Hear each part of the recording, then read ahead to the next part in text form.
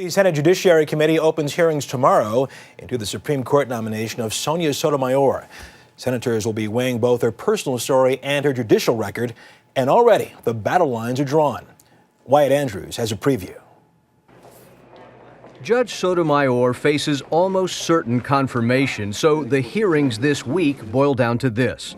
Democrats argue she's among the most qualified judges ever nominated to the court, and that the path she took from the Bronx to Princeton and Yale and then the federal bench make her the ideal nominee. And here's, of course, a woman with a tremendous personal story. This is a remarkable judge. But Republicans will argue the judge has explaining to do. Her comment about a wise Latina woman reaching a better conclusion than a white male has led to charges her ethnicity is more important than objectivity. Senator Jeff Sessions was on Face the Nation.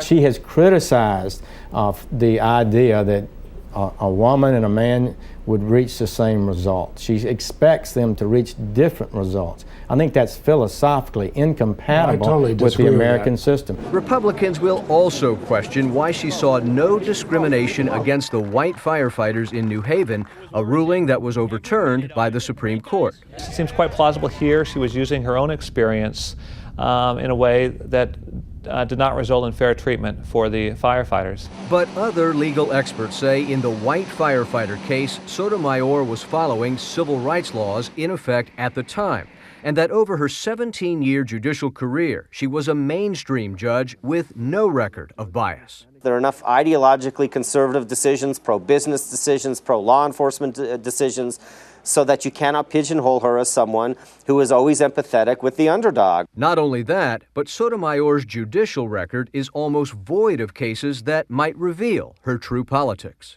When it comes to abortion, when it comes to gay rights, when it comes to whether the death penalty is constitutional, when it comes to the separation of church and state, her record is beyond thin. And so tomorrow brings an historic moment. After almost 7 weeks of hearing everyone else try to define her, Sotomayor will give her opening statement, and the first Hispanic nominee to this court will begin to define herself.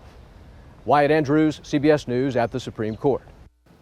For more perspective on the Sotomayor hearings, we are joined by senior political correspondent Jeff Greenfield. Jeff, as always, it's great to see you. Good to see you. What do you think? How much of what we're going to see this week would fall under the headline of political theater? About 95% of it. The senators, it's a hearing in name only. Nobody hears. The senators in their speeches and their questions, which are more like speeches, aren't really talking to Sotomayor. They're talking to their base. They're talking to people in the middle politically who are saying, see what happens when you elect a liberal president. You get a nominee who practices identity politics, who's going to put her personal preferences into the law. And the Democrats are going to say you're going to get an experienced mainstream judge who will be fair and, in Obama's words, empathetic. 95%.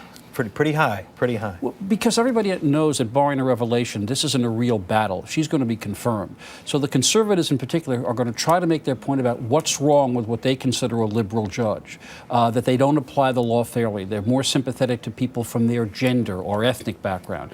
And the Democrats are going to say, no, this is a fair judge who's going to listen to people's real complaints. On the other side of the table, if you're Sonia Sotomayor, what do you not want to do? You don't want to tell anything of substance to the committee.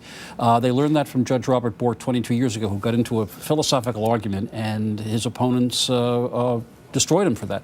She's not going to tell them how they're going to vote. She's going to say that nobody's above the law, and the only cases she's going to be explicit about is like the Dred Scott decision of 150 years ago that said slavery was okay. She's going to be very careful to say the most inoffensive kinds of almost cliches that a nominee can say. It sounds like, so when this is all over, she wants to remain a mystery to everybody. She does. It's quite right for nominees to say, I can't tell you how I'm going to vote. The most she's going to try to do is convince them that she's not out on the edge, that she is, to use the cliche, a mainstream judge. Jeff Greenfield, as always, thank you so much. Okay.